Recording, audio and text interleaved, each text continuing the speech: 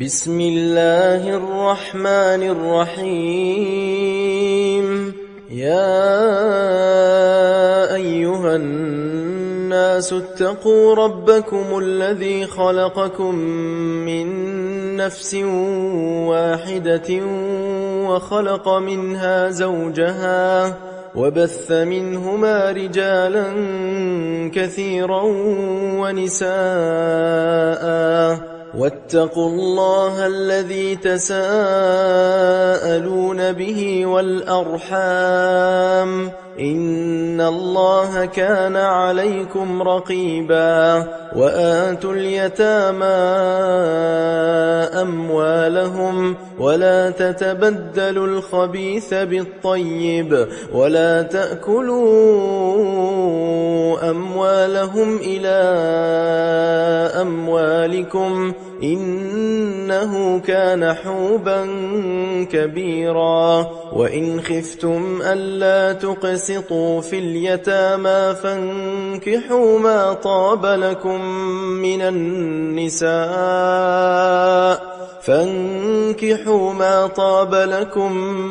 النساء مثنى وثلاث ورباع، فإن خفتم ألا تعدلوا فواحدة أو ما ملكت أيمانكم ذلك أدنى ألا تعولوا. وآتوا النساء صدقاتهن نحلة، فإن طبن لكم عن شيء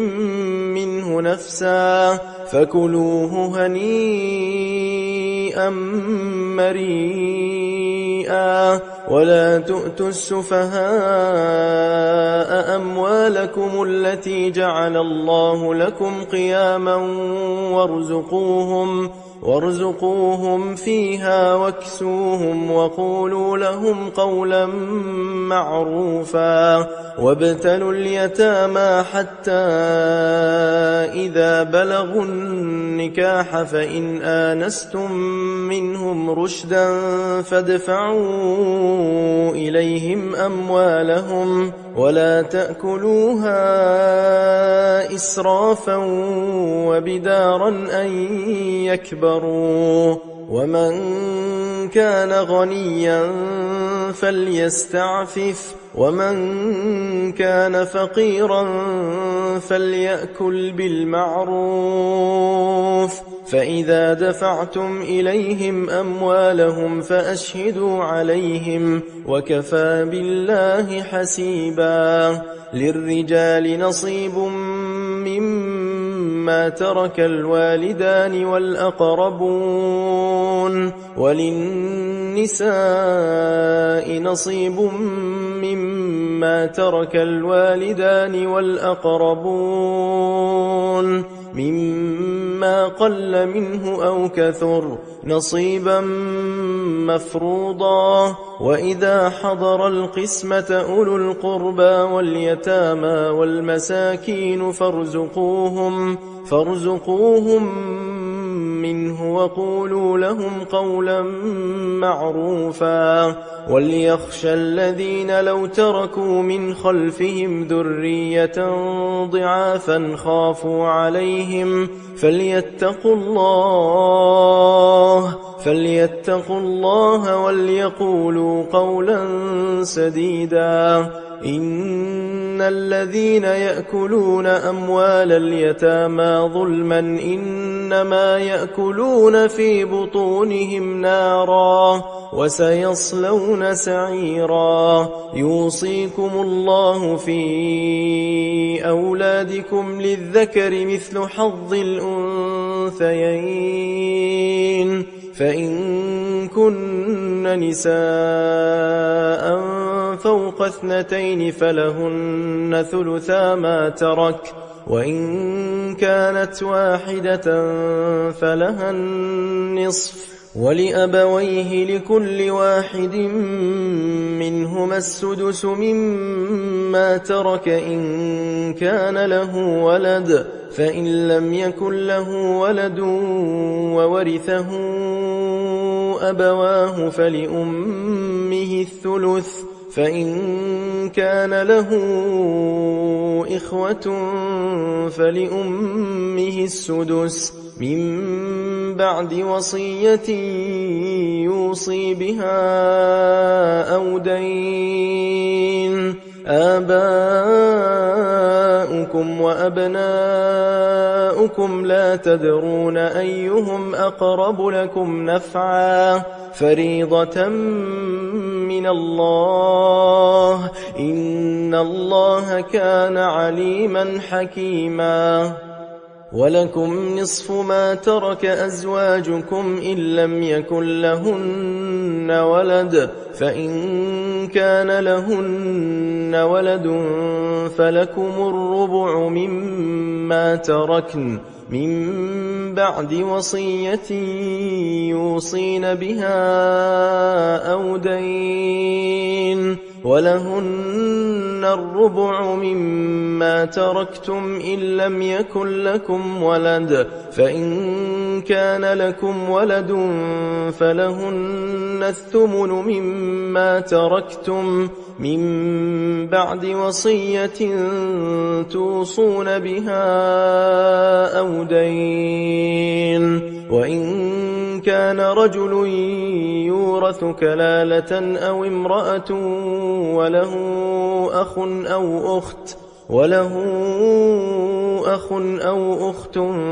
فلكل واحد منهما السدس فإن كانوا أكثر من ذلك فهم شركاء في الثلث من بعد وصية يوصى بها أو دين غير مضار وصية من الله والله عليم حليم. تلك حدود الله ومن يطع الله ورسوله يدخله جنات تجري من تحتها الأنهار خالدين فيها وذلك الفوز العظيم. ومن يعص الله ورسوله ويتعد حدوده يدخله نارا خالدا فيها وله عذاب مهين. واللاتي يأتين الفاحشة من نسائكم فاستشهدوا عليهن 4 منكم فإن شهدوا فأمسكوهن في البيوت حتى يتوفاهن الموت أو يجعل الله لهن سبيلا. واللذان يأتيانها منكم فآذوهما فإن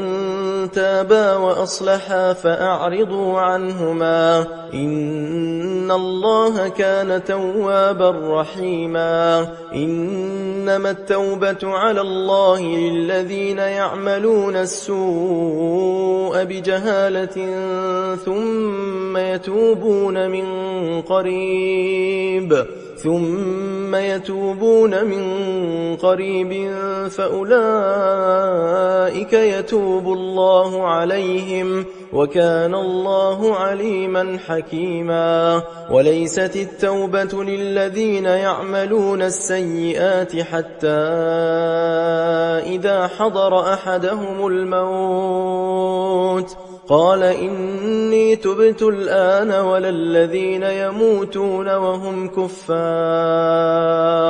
أولئك أعتدنا لهم عذابا أليما. يا أيها الذين آمنوا لا يحل لكم أن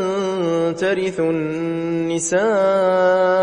كرها ولا تعضلوهن لتذهبوا ببعض ما آتيتموهن إلا أن يأتين بفاحشة مبينة وعاشروهن بالمعروف فإن كرهتموهن فعسى أن تكرهوا شيئا ويجعل الله فيه خيرا كثيرا. وإن أردتم استبدال زوج مكان زوج وآتيتم إحداهن قنطارا فلا تأخذوا منه شيئا أتأخذونه بهتانا وإثما مبينا. وكيف تأخذونه وقد أفضى بعضكم إلى بعض وأخذن منكم ميثاقا غليظا. ولا تنكحوا ما نكح آباؤكم من النساء إلا ما قد سلف إنه كان فاحشة ومقتا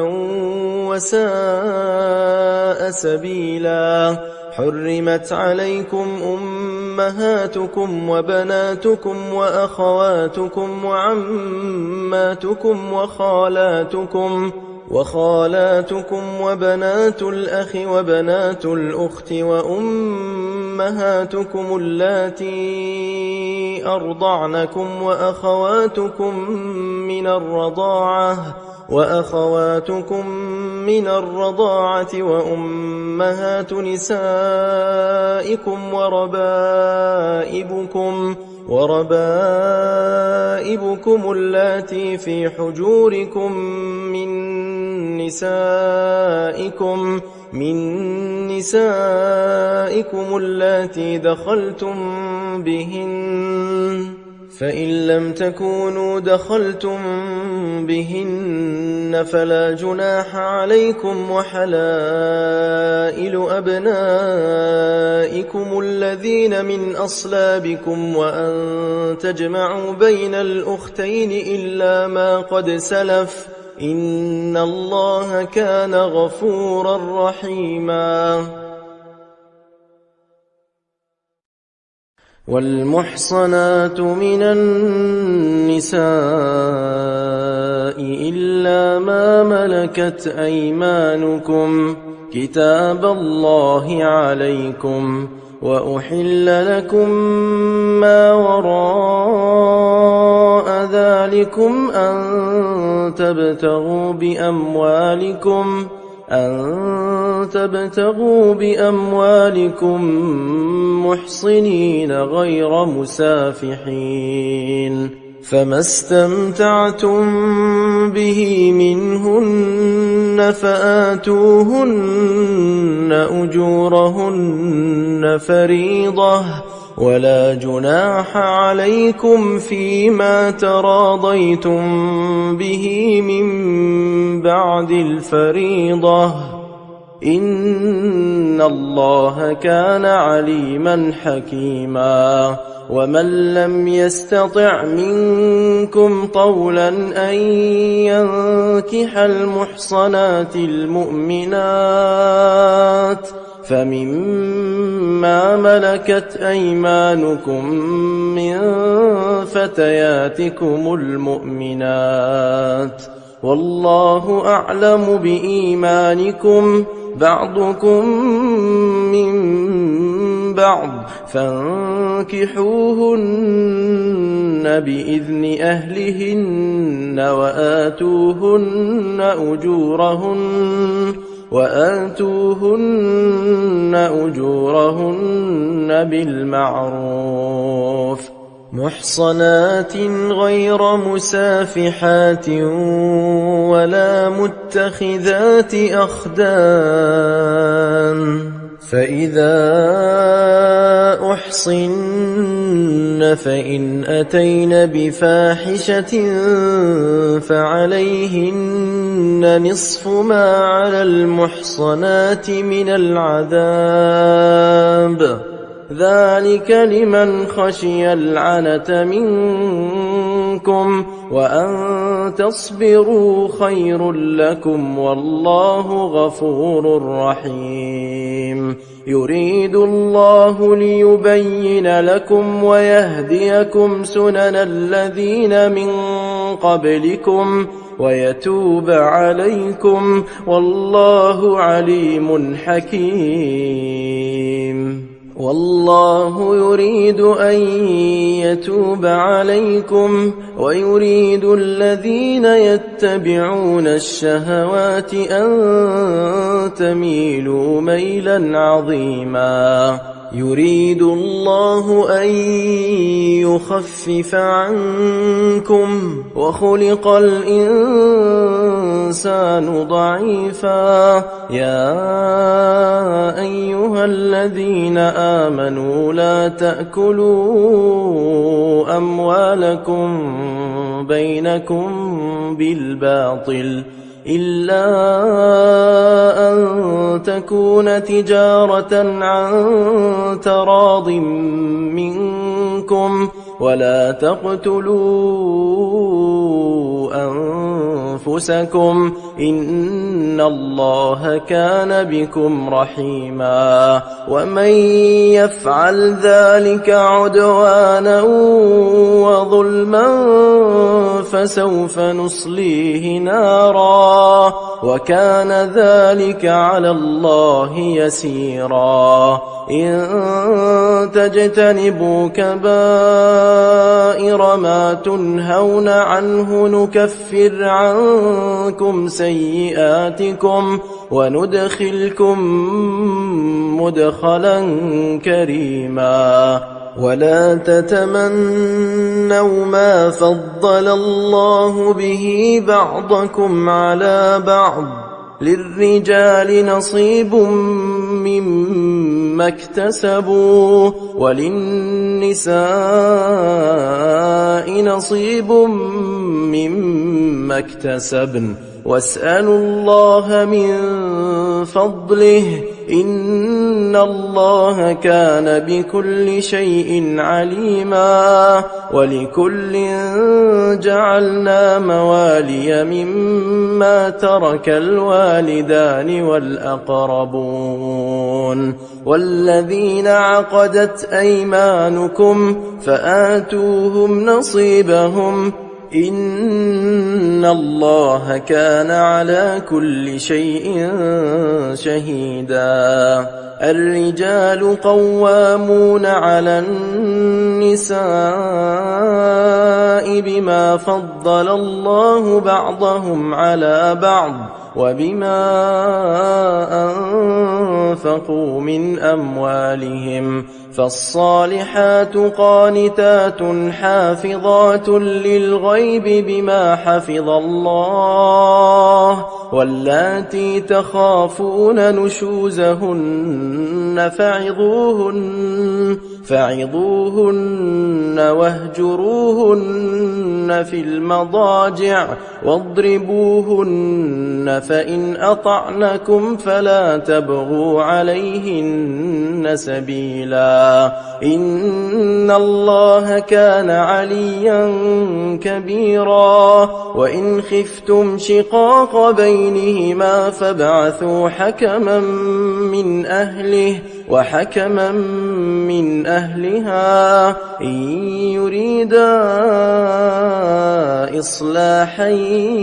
يوفق الله بينهما إن الله كان عليما خبيرا.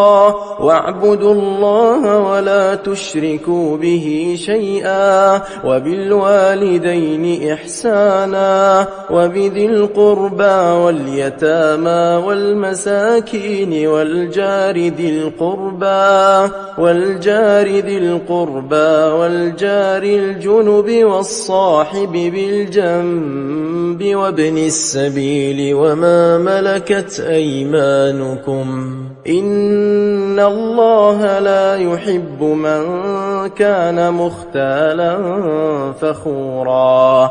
الذين يبخلون ويأمرون الناس بالبخل ويكتمون ما آتاهم الله من فضله وأعتدنا للكافرين عذابا مهينا والذين ينفقون أموالهم رئاء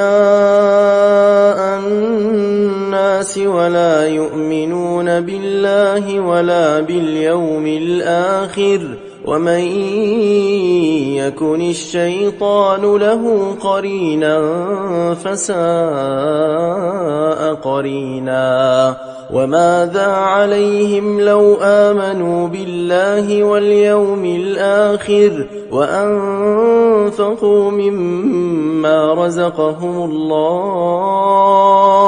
وكان الله بهم عليما إن الله لا يظلم مثقال ذرة وإن تك حسنة يضاعفها ويؤت من لدنه أجرا عظيما فكيف إذا جئنا من كل أمة بشهيد وجئنا بك على هؤلاء شهيدا يومئذ يود الذين كفروا وعصوا الرسول لو تسوى بهم الأرض ولا يكتمون الله حديثا يا أيها الذين آمنوا لا تقربوا الصلاة وأنتم سكارى حتى تعلموا ما تقولون ولا جنبا إلا عابري سبيل حتى تغتسلوا وإن كنتم مرضى أو على سفر أو جاء أحد منكم من الغائط أو لامستم النساء فلم تجدوا ماء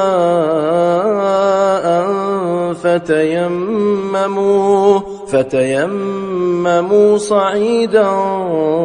طيبا فامسحوا بوجوهكم وأيديكم إن الله كان عفوا غفورا ألم تر إلى الذين أوتوا نصيبا من الكتاب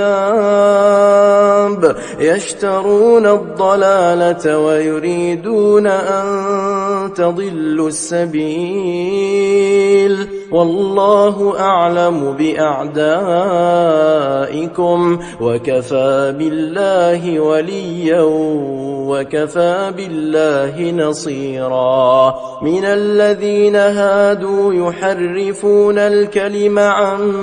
مواضعه ويقولون سمعنا وعصينا واسمع غير مسمع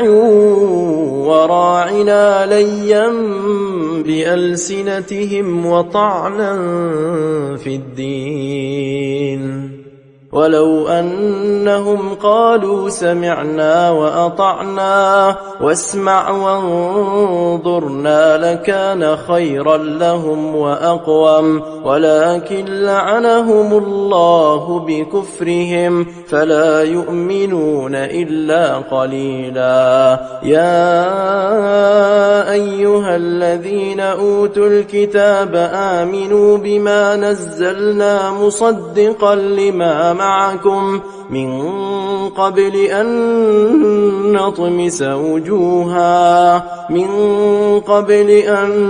نطمس وجوها فنردها على أدبارها أو نلعنهم كما لعنا أصحاب السبت وكان أمر الله مفعولا إن الله لا يغفر أن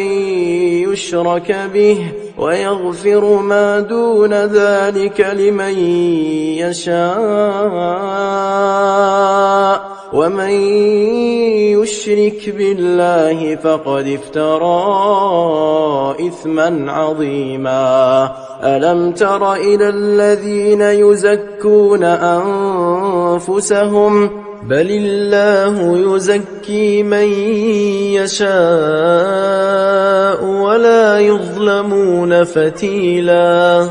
انظر كيف يفترون على الله الكذب وكفى به إثما مبينا ألم تر إلى الذين أوتوا نصيبا من الكتاب يؤمنون بالجبت والطاغوت ويقولون للذين كفروا هؤلاء أهدى من الذين آمنوا سبيلا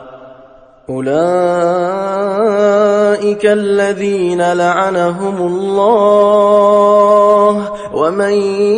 يلعن الله فلن تجد له نصيرا أم لهم نصيب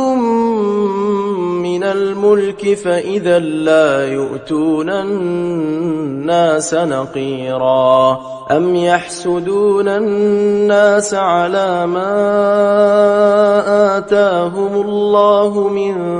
فضله فقد آتينا آل إبراهيم الكتاب والحكمة وآتيناهم ملكا عظيما فمنهم من آمن به ومنهم من صد عنه وكفى بجهنم سعيرا إن الذين كفروا بآياتنا سوف نصليهم نارا كلما نضجت جلودهم بدلناهم جلودا غيرها ليذوقوا العذاب إن الله كان عزيزا حكيما والذين آمنوا وعملوا الصالحات سندخلهم جنات تجري من تحتها الأنهار خالدين فيها أبدا لهم فيها أزواج مطهرة وندخلهم ظلا ظليلا إن الله يأمركم أن تؤدوا الأمانات إلى أهلها وإذا حكمتم بين الناس أن تحكموا بالعدل إن الله نعم ما يعظكم به إن الله كان سميعا بصيرا يا أيها الذين آمنوا أطيعوا الله وأطيعوا الرسول وأولي الأمر منكم فإن تنازعتم في شيء فردوه إلى الله والرسول إن كنتم تؤمنون بالله واليوم الآخر ذلك خير وأحسن تأويلا ألم تر إلى الذين يزعمون أنهم آمنوا بما أنزل إليك وما أنزل من قبلك يريدون أن يتحاكموا إلى الطاغوت وقد أمروا أن يكفروا به ويريد الشيطان أن يضلهم ضلالا بعيدا وإذا قيل لهم تعالوا إلى ما أنزل الله وإلى الرسول رأيت المنافقين يصدون عنك صدودا فكيف إذا أصابتهم مصيبة بما قدمت أيديهم ثم جاءوك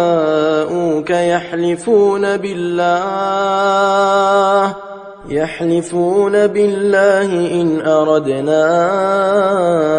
إلا إحسانا وتوفيقا أولئك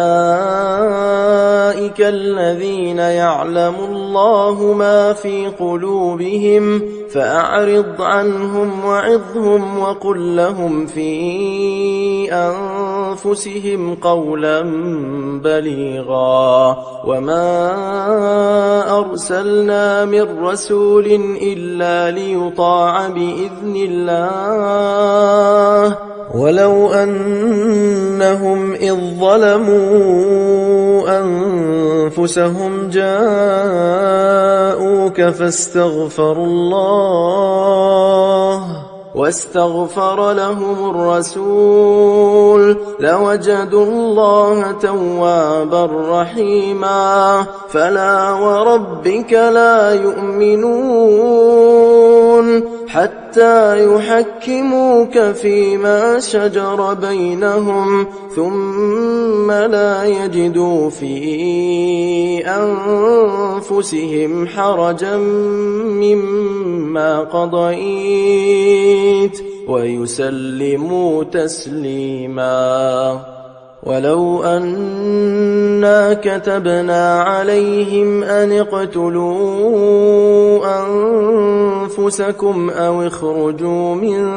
دياركم ما فعلوه إلا قليل منهم ولو أنهم فعلوا ما يوعظون به لكان خيرا لهم وأشد تثبيتا وإذا لآتيناهم من لدنا أجرا عظيما ولهديناهم صراطا مستقيما ومن يطع الله والرسول فأولئك مع الذين أنعم الله عليهم من النبيين والصديقين والشهداء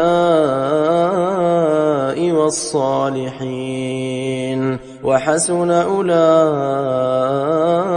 رفيقا ذلك الفضل من الله وكفى بالله عليما يا أيها الذين آمنوا خذوا حذركم فانفروا ثبات أو انفروا جميعا وإن منكم لمن ليبطئن فإن أصابتكم مصيبة قال قد أنعم الله علي إذ لم أكن معهم شهيدا ولئن أصابكم فضل من الله ليقولن كأن لم تكن بينكم وبينه مودة يا ليتني كنت معهم فأفوز فوزا عظيما فليقاتل في سبيل الله الذين يشرون الحياة الدنيا بالآخرة ومن يقاتل في سبيل الله فيقتل أو يغلب فسوف نؤتيه أجرا عظيما وما لكم لا تقاتلون في سبيل الله والمستضعفين من الرجال والنساء والولدان الذين يقولون ربنا أخرجنا من هذه القرية الظالم أهلها واجعل لنا من لدنك وليا واجعل لنا من لدنك نصيرا الذين آمنوا يقاتلون في سبيل الله والذين كفروا يقاتلون في سبيل الطاغوت فقاتلوا أولياء الشيطان إن كيد الشيطان كان ضعيفا ألم تر إلى الذين قيل لهم كفوا أيديكم وأقيموا الصلاة وآتوا الزكاة فلما كتب عليهم القتال إذا فريق منهم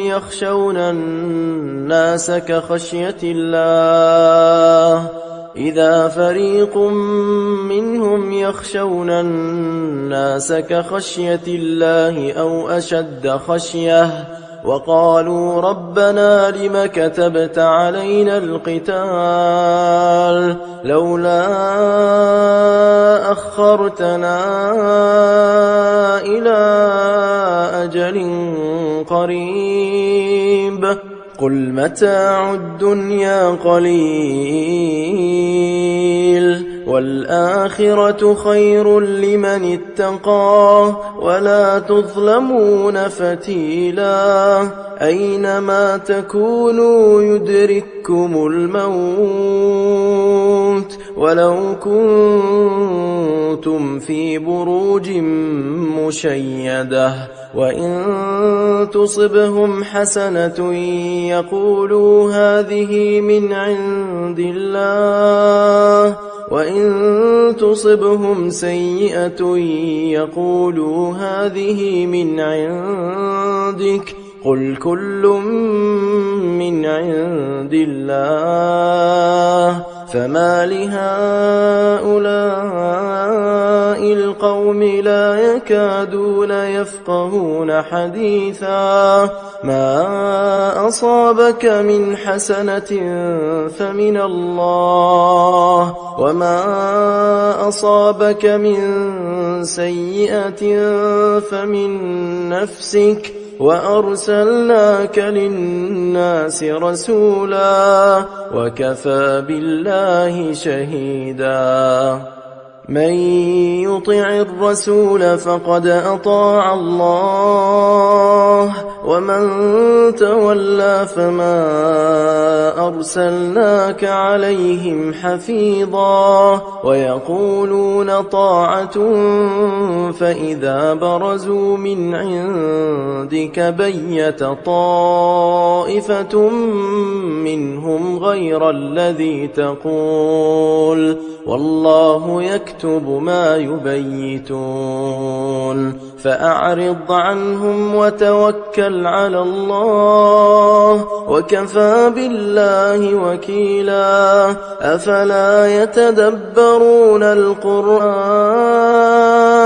ولو كان من عند غير الله لوجدوا فيه اختلافا كثيرا وإذا جاءهم أمر من الأمن أو الخوف أذاعوا به ولو ردوه إلى الرسول وإلى أولي الأمر منهم لعلمه الذين يستنبطونه منهم ولولا فضل الله عليكم ورحمته لاتبعتم الشيطان إلا قليلا فقاتل في سبيل الله لا تكلف إلا نفسك وحرض المؤمنين عسى الله أن يكف بأس الذين كفروا والله أشد بأسا وأشد تنكيلا من يشفع شفاعة حسنة يكن له نصيب منها ومن يشفع شفاعة سيئة يكن له كفل منها وكان الله على كل شيء مقيتا. وإذا حييتم بتحية فحيوا بأحسن منها أو ردوها إن الله كان على كل شيء حسيبا. الله لا إله إلا هو ليجمعنكم إلى يوم القيامة لا ريب فيه ومن أصدق من الله حديثا. فما لكم في المنافقين فئتين والله أركسهم بما كسبوا أتريدون أن تهدوا من أضل الله ومن يضلل الله فلن تجد له سبيلا. ودوا لو تكفرون كما كفروا فتكونون سواء فلا تتخذوا منهم أولياء حتى يهاجروا في سبيل الله فإن تولوا فخذوهم واقتلوهم حيث وجدتموهم ولا تتخذوا منهم وليا ولا نصيرا إلا الذين يصلون إلى قوم بينكم وبينهم ميثاق أو جاءوكم حصرت صدورهم أن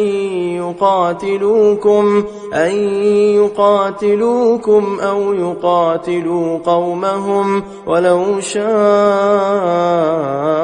الله لسلطهم عليكم فلقاتلوكم فإن اعتزلوكم فلم يقاتلوكم وألقوا إليكم السلم فما جعل الله لكم عليهم سبيلا. ستجدون آخرين يريدون أن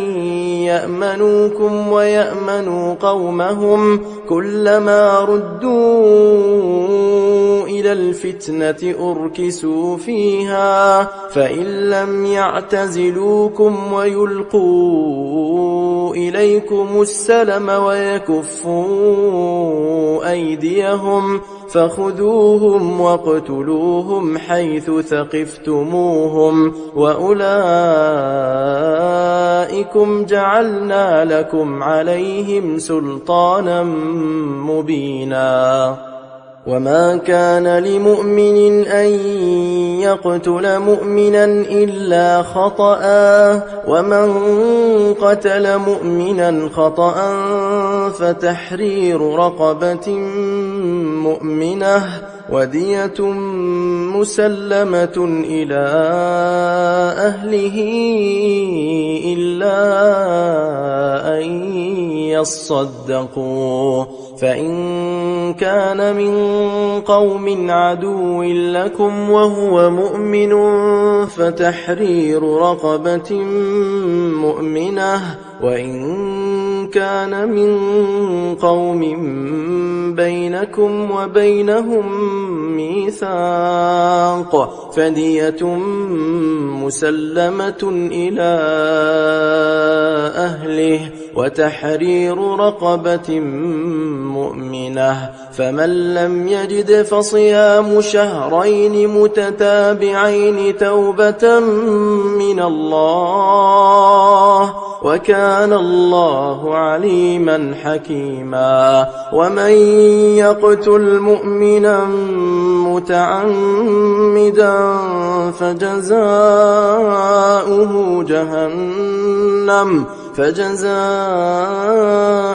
جهنم خالدا فيها وغضب الله عليه ولعنه وأعد له عذابا عظيما. يا أيها الذين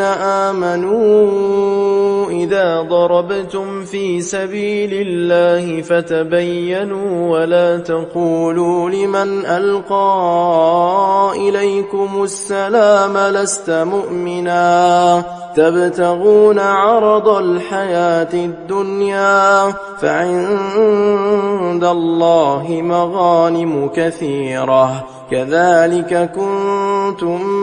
من قبل فمن الله عليكم فتبينوا إن الله كان بما تعملون خبيرا لا يستوي القاعدون من المؤمنين غير أولي الضرر والمجاهدون في سبيل الله بأموالهم وأنفسهم فضل الله المجاهدين بأموالهم وأنفسهم على القاعدين درجة وكلا وعد الله الحسنى وفضل الله المجاهدين على القاعدين أجرا عظيما درجات منه ومغفرة ورحمة وكان الله غفورا رحيما إن الذين توفاهم الملائكة ظالمي أنفسهم قالوا فيم كنتم قالوا كنا مستضعفين في الأرض قالوا ألم تكن أرض الله واسعة فتهاجروا فيها فأولئك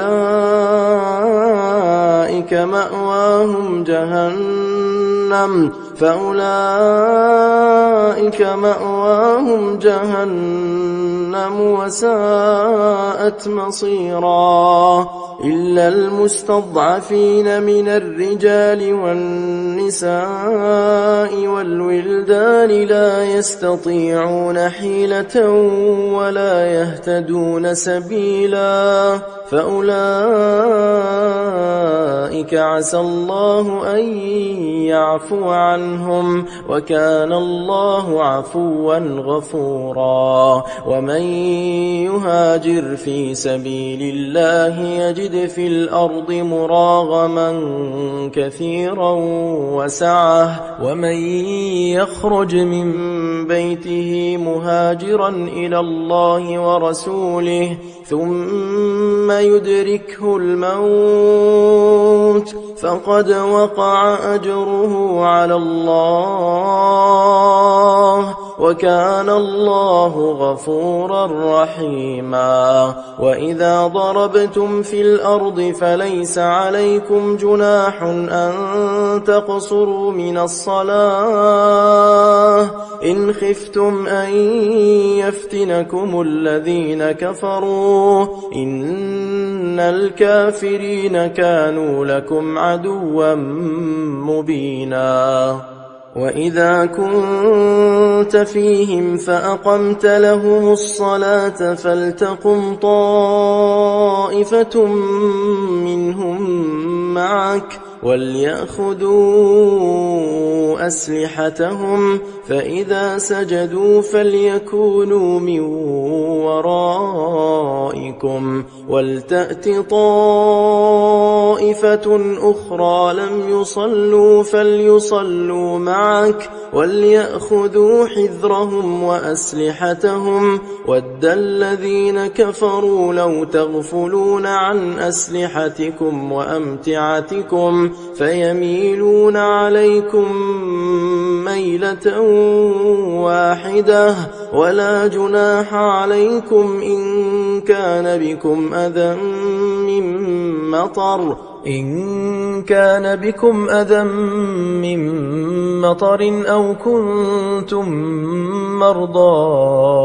أن تضعوا أسلحتكم وخذوا حذركم إن الله أعد للكافرين عذابا مهينا فإذا قضيتم الصلاة فاذكروا الله قياما وقعودا وعلى جنوبكم فإذا اطمأننتم فأقيموا الصلاة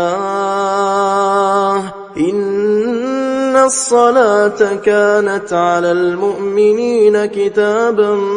موقوتا ولا تهنوا في ابتغاء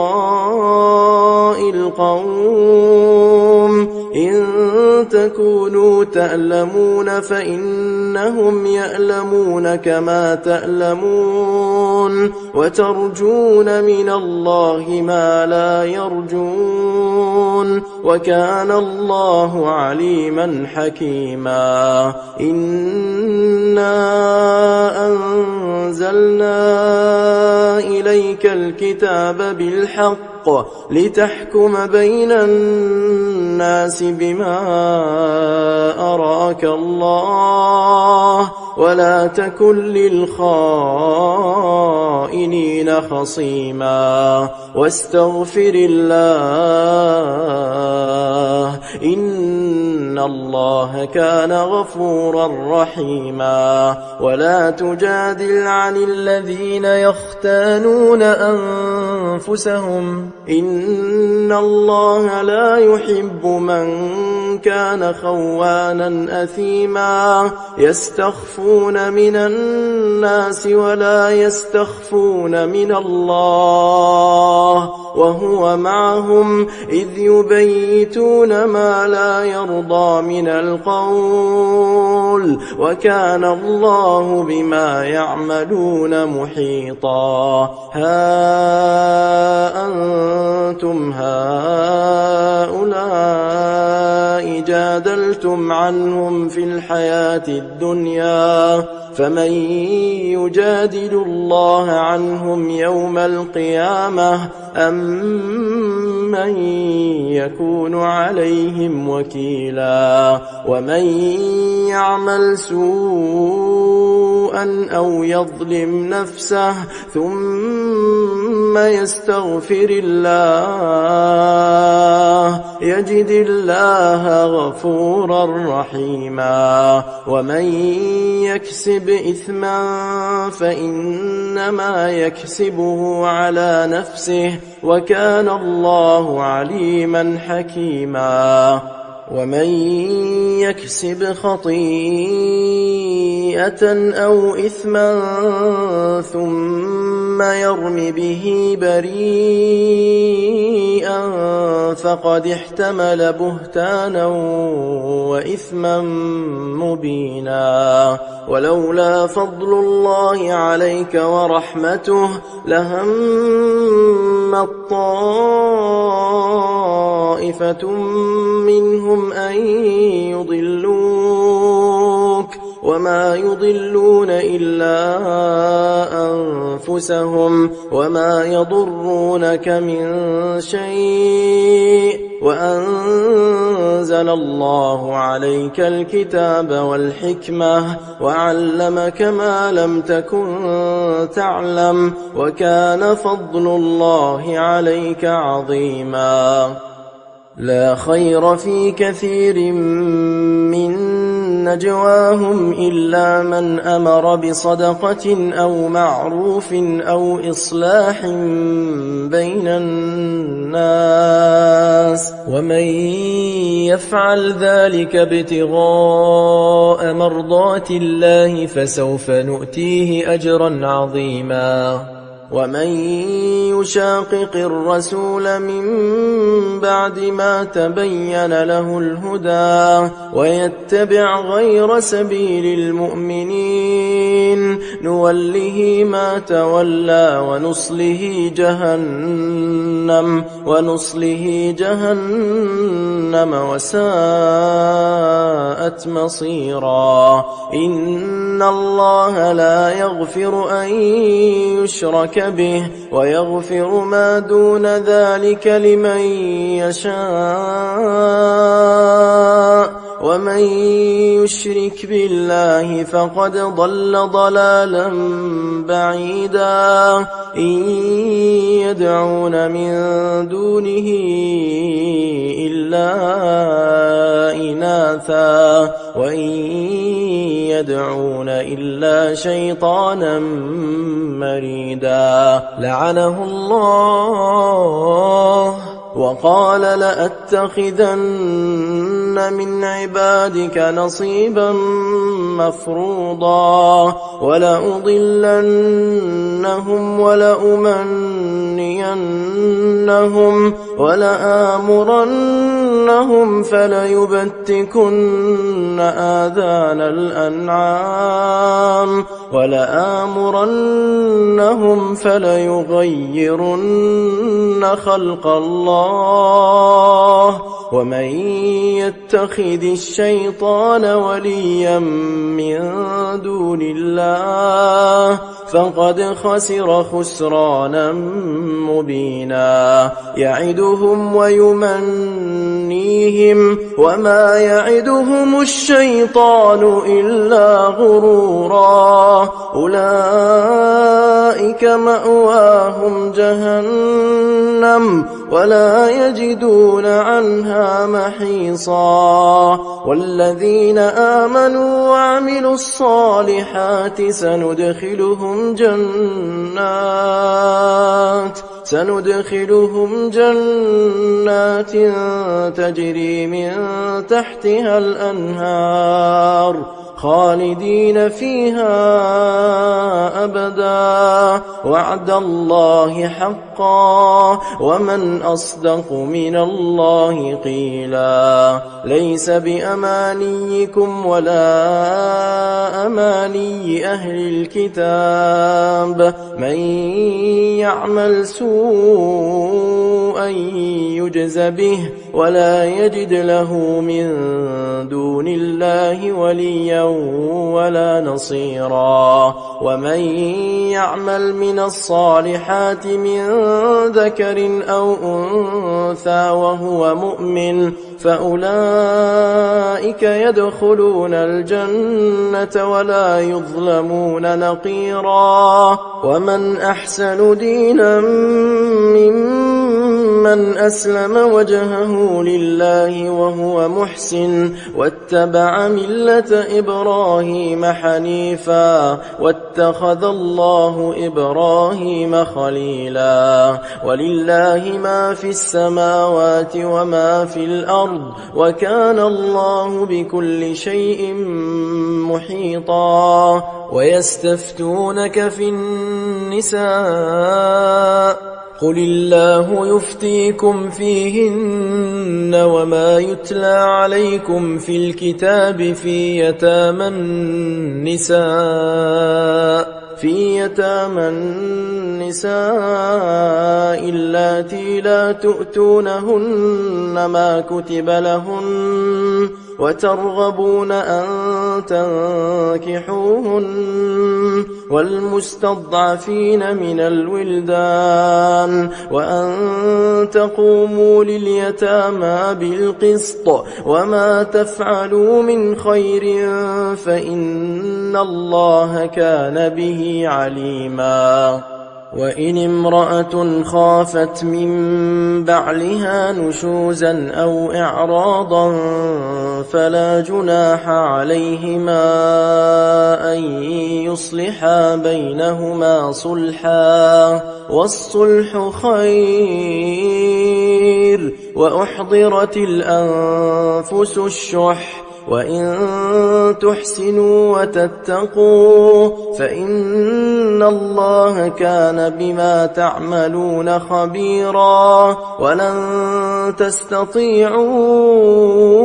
أن تعدلوا بين النساء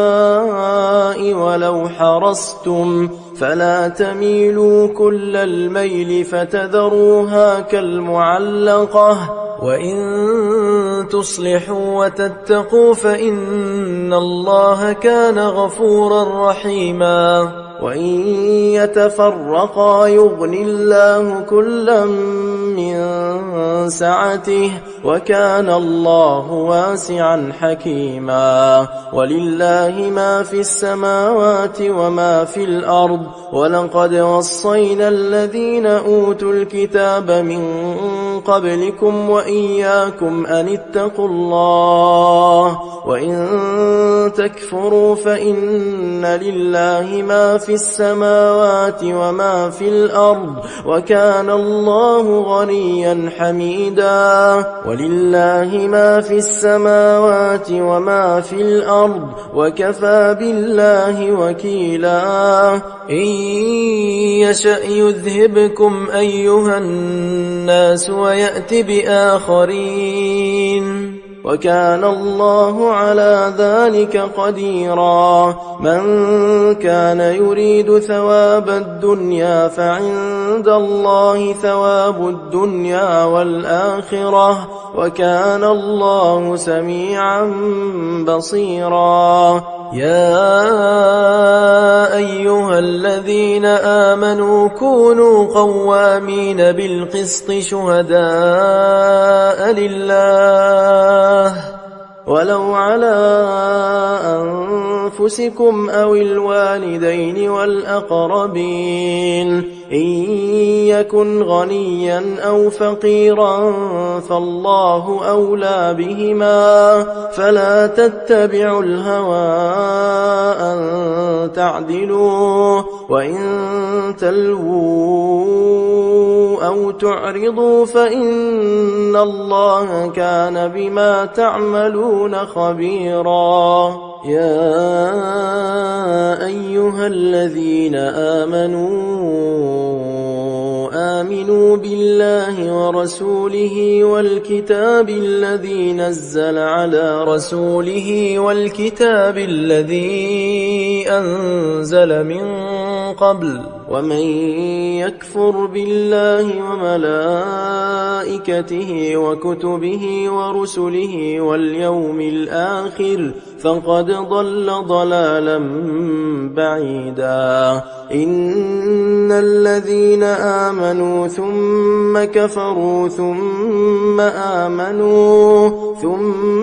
آمنوا ثم كفروا ثم ازدادوا كفرا لم يكن الله ليغفر لهم ولا ليهديهم سبيلا. بشر المنافقين بأن لهم عذابا أليما. الذين يتخذون الكافرين أولياء من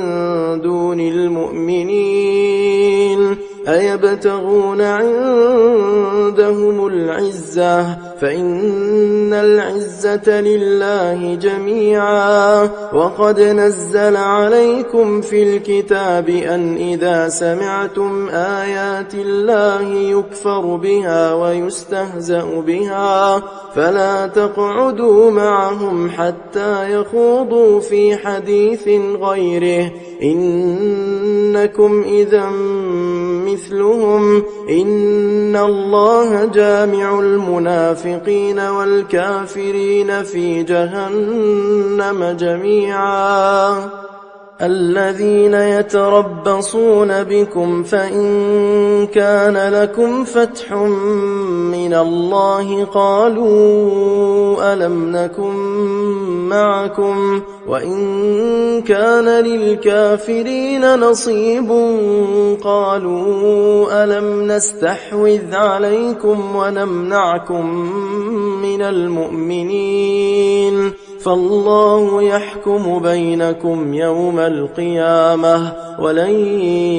يجعل الله للكافرين على المؤمنين سبيلا إن المنافقين يخادعون الله وهو خادعهم وإذا قاموا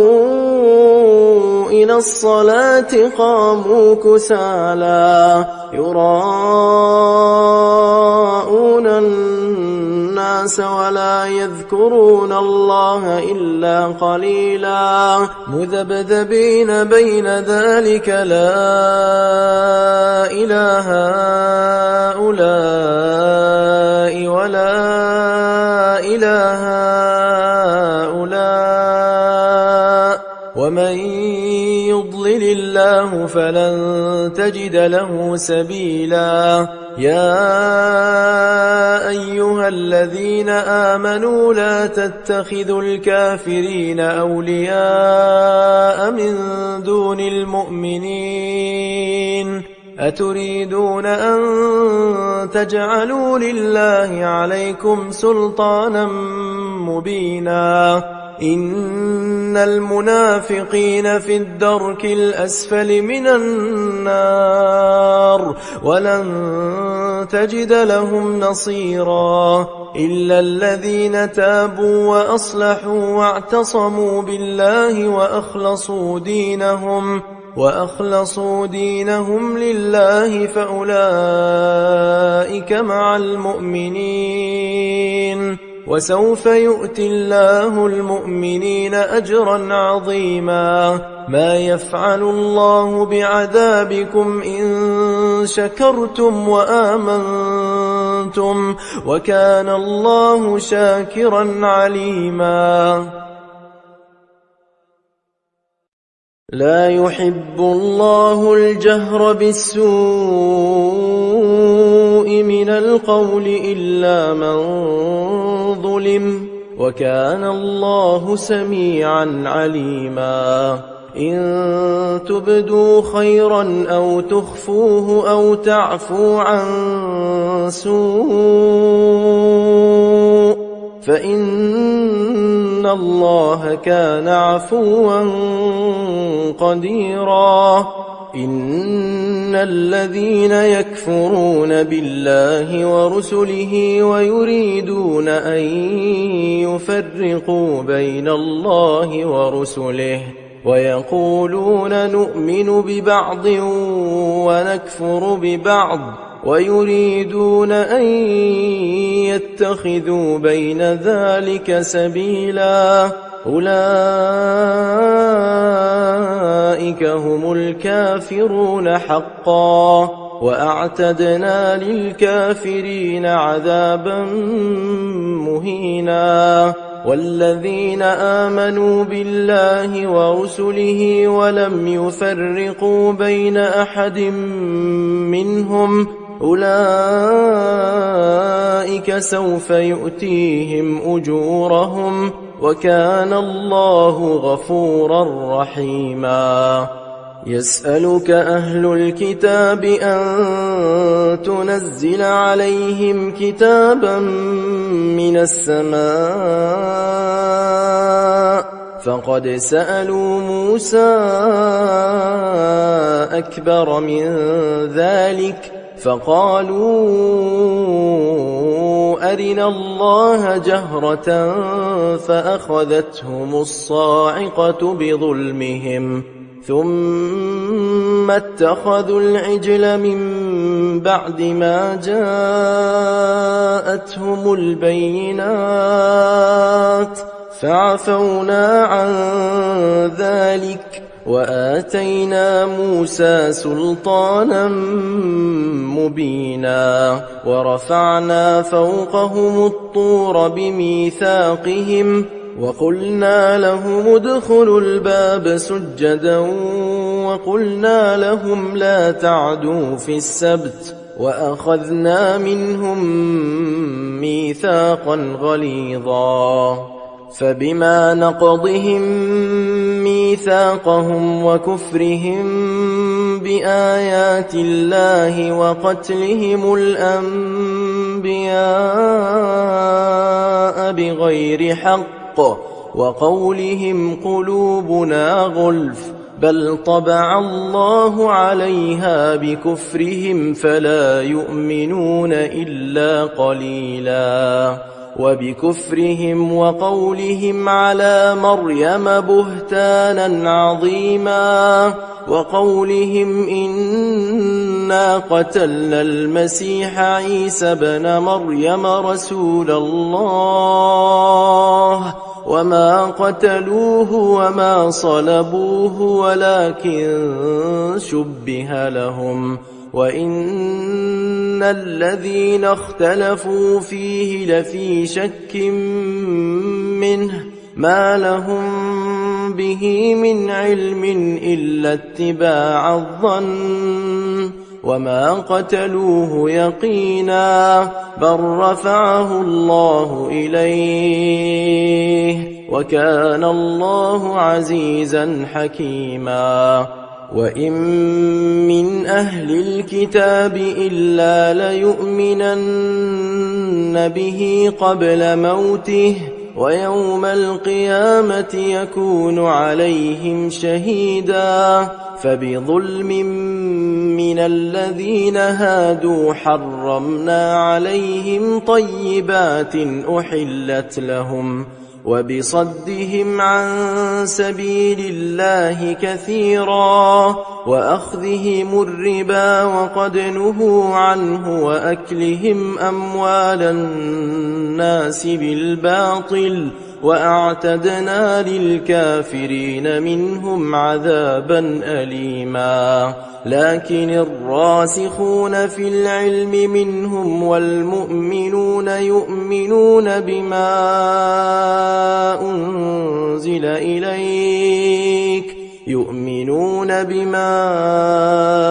أنزل إليك وما أنزل من قبلك والمقيمين الصلاة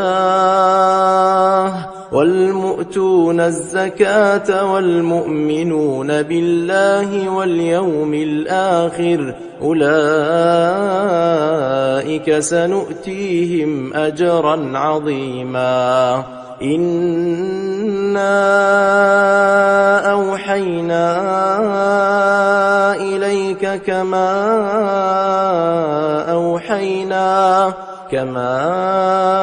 أوحينا إلى نوح والنبيين من بعده وأوحينا إلى إبراهيم وإسماعيل وإسحاق ويعقوب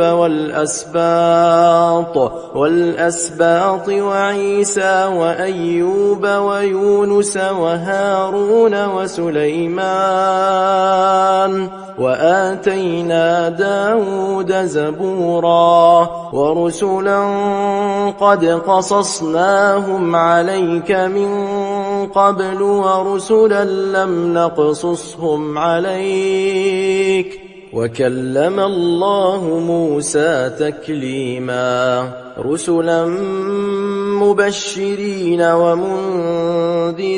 لئلا يكون للناس على الله حجة بعد الرسل وكان الله عزيزا حكيما لكن الله يشهد بما أنزل إليك أنزله بعلمه والملائكة يشهدون وكفى بالله شهيدا إن الذين كفروا وصدوا عن سبيل الله قد ضلوا ضلالا بعيدا إن الذين كفروا وظلموا لم يكن الله ليغفر لهم ولا ليهديهم طريقا إلا طريق جهنم جهنم خالدين فيها أبدا وكان ذلك على الله يسيرا. يا أيها الناس قد جاءكم الرسول بالحق من ربكم فآمنوا خيرا لكم وإن